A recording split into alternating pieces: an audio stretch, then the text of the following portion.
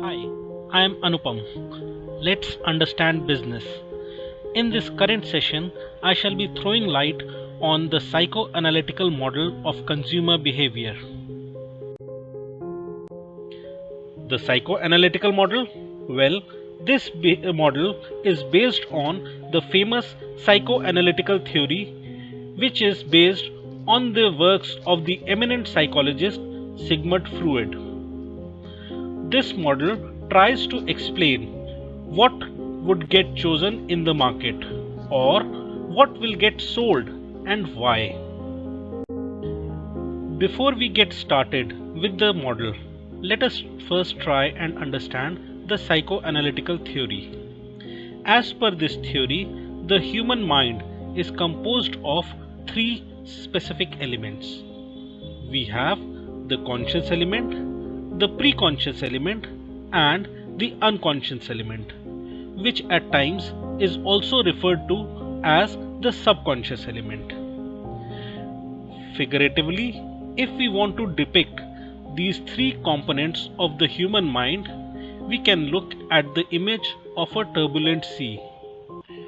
All those parts which are above the sea are the conscious element, which is visible to all and which is shown to all.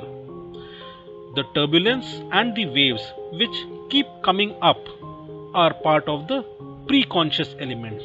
That is, in times of need, in times of requirement, this is the element from which the conscious element is able to fetch out the thoughts, while the unconscious element or the subconscious element is the part which is well beneath the turbulence, which is the deep sea. So we have the conscious element, the preconscious element, and the unconscious element, also known as the subconscious element. The conscious element consists of the thoughts and the perceptions. The preconscious element consists of the memories and stored knowledge, which can be brought up by the conscious element in times of need, while the unconscious element consists of the fears, the violent motives, the irrational wishes, shameful experiences. In fact, it also contains the immoral urges, the unacceptable sexual desires, the selfish needs. Further, the psychoanalytical theory divides the personality of a human being into three specific structures.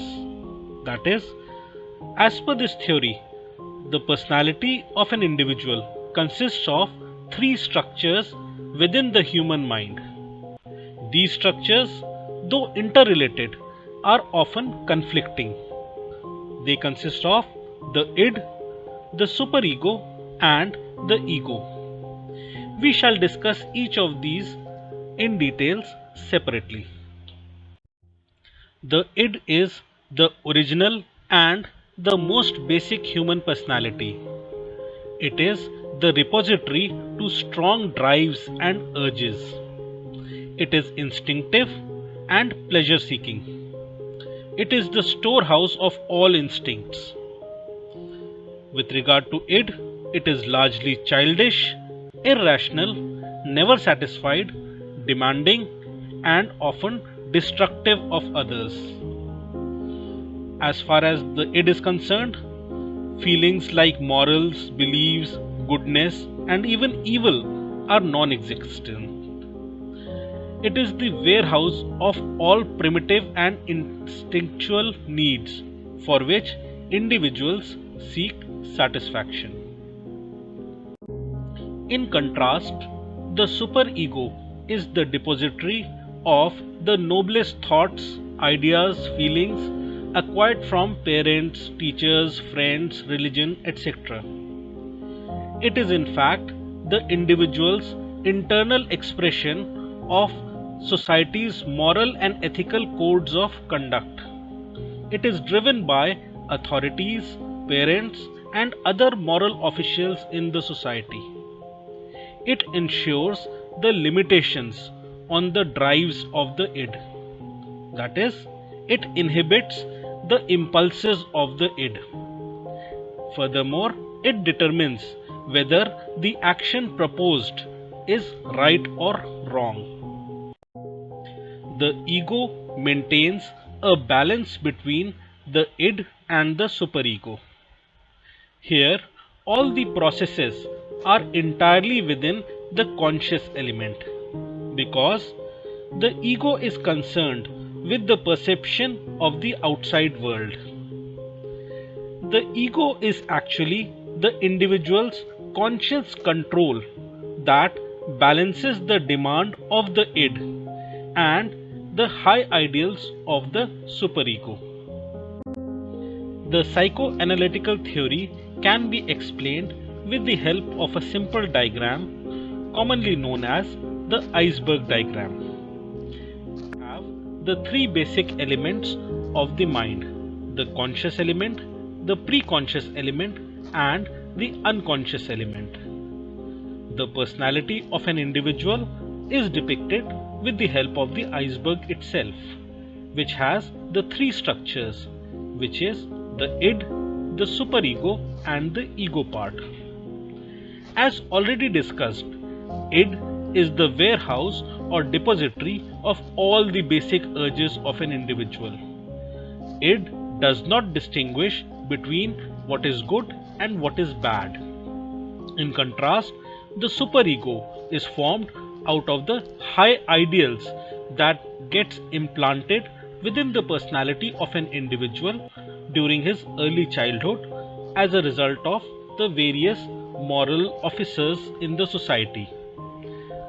The ego, it forms a balance between the urges and desires of the id with the high ideals of the superego. As we can see from this diagram, the id remains buried well within the unconscious part of the mind. The superego originates from the unconscious mind and moves well within the conscious part of the mind of an individual. That is, the superego part is depicted to outsiders as a part of the personality, whereas the ego remains within the conscious and the preconscious parts of the mind predominantly.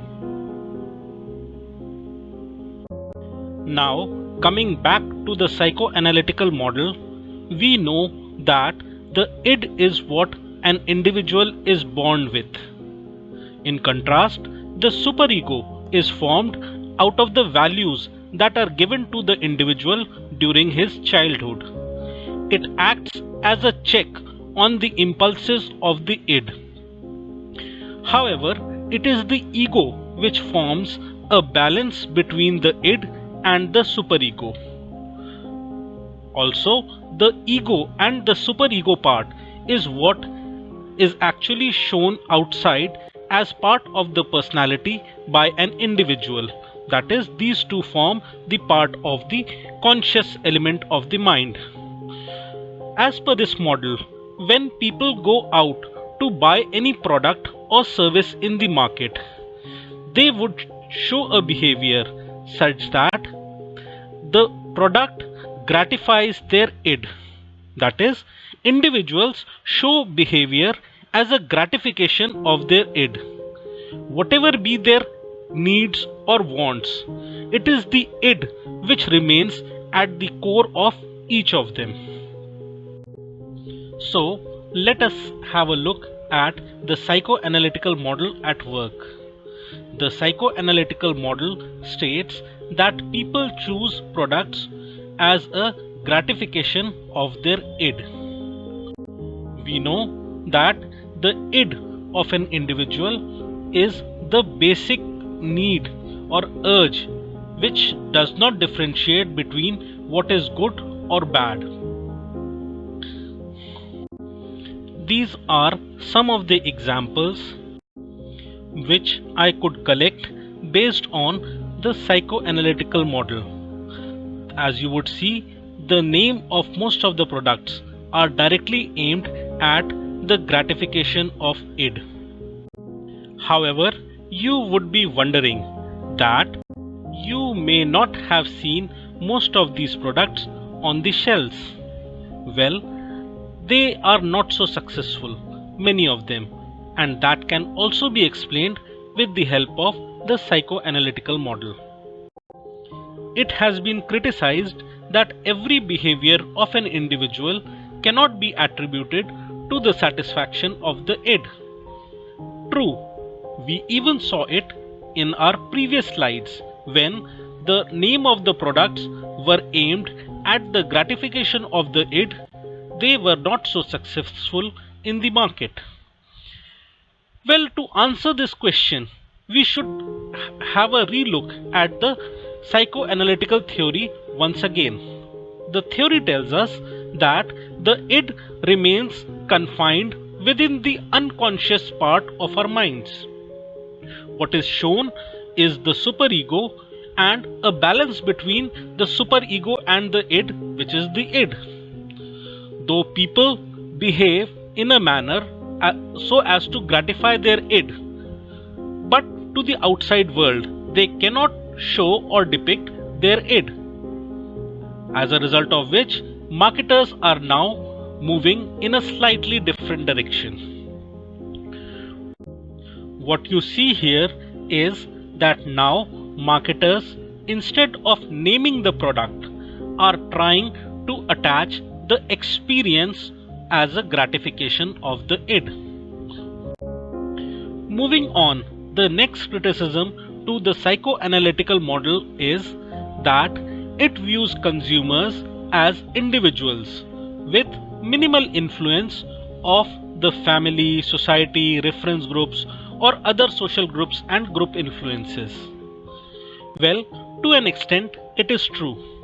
However, we should remember that as per the psychoanalytical theory, the ego tries to put a balance between the id and the superego.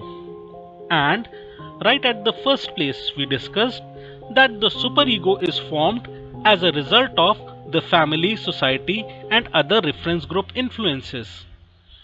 So, marketers have also recognized this aspect and they now desist in naming the products directly for the gratification of the id. Rather, their moves are now much more subtle in nature. Even the move to attach the user experience with the gratification of id is a move in that very direction. Finally, it has been argued that values of individuals are liable to change over a period of time through changes in perception, attitude, motivations, learnings, etc., which this model ignores. To counter this objection, marketers need to come up with new advertisements and communication so as to keep the product new in the market. In fact, the use of experience for the satisfaction of id comes in handy in such a case. This is all about the psychoanalytical model of consumer behavior. To come up with this video, I had referred to the following books which you may go through in case of need. Finally, for further details or comments, please contact me at my mail ID anupamkr@gmail.com, which is anupamkr@gmail.com. And don't forget to write in your comments with your own set of experiences regarding this model for the benefit of all. Thank you.